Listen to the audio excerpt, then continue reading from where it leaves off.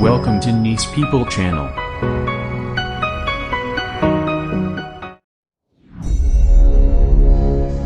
Berbisnis dan berwisata pastinya memerlukan alat transportasi untuk berkembang. Dan ketika dipajaki dengan PCR, mendadak ekstra uang keluar harus dikeluarkan untuk mereka yang melakukan wisata atau melakukan perjalanan bisnis. Hal ini membuat banyak orang jadi malas berpergian dan membuat wisata serta berkembangnya bisnis di banyak daerah menurun tajam. Maka orang mulai melirik dan mencurigai bahwa kebijakan PCR sebagai akal-akalan mencari cuan telah dilakukan oleh pejabat dan pebisnis berkolaborasi bersama membuat kebijakan untuk ngerjain rakyat demi untung cuan yang besar. Kemudian keputusannya pun dilanjutkan dengan terus mempertahankan level PPKM di atas 2 sehingga semua moda transportasi akan di-PCR-kan. Mantap sekali dah kebijakannya. Cantik. Dibungkus fakta-fakta mengerikan akan ada gelombang ketiga, masih rawan karena rakyat belum vaksin semua, dan info lain sebagainya yang membuat PPKM siaga merah. Awalnya PCR buat mereka yang merasakan ada masalah kesehatan untuk dites. Sekarang semua orang yang sehat dicarikan cara agar dites PCR. Kalau perlu,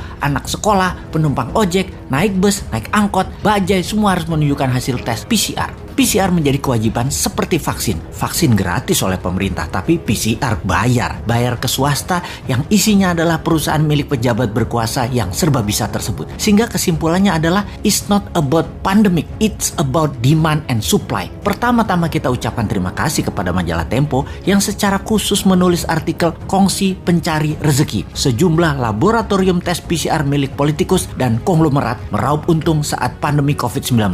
Demikian teasernya. Kita bahas faktanya. Seorang Menko merangkap jabatan sebagai koordinator PPKM, dia pucuk pimpinan dalam hal kebijakan COVID-19 dan investasi. Lalu seorang Menteri BUMN merangkap ketua tim penanganan COVID-19 dan pemulihan ekonomi nasional. Menteri Kesehatannya bekas wakil Menteri BUMN. Menteri itu ternyata ada kaitannya dengan PT Genomic Solidaritas Indonesia. Unit usaha PT itu adalah GSI Lab yang jualannya segala jenis tes COVID-19.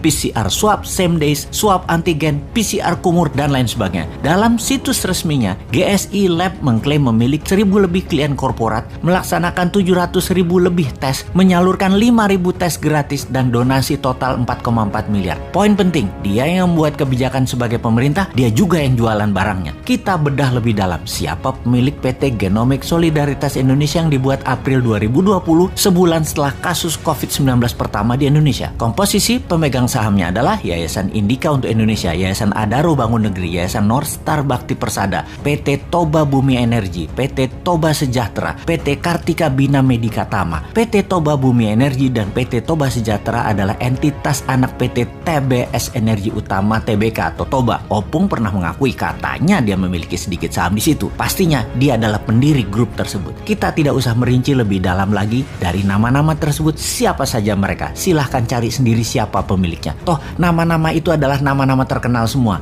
Oke, kita semua yakin bahwa Anda semua pasti sudah paham siapa mereka yang bermain dengan kebijakan dan meraup untung dari bisnis PCR tersebut.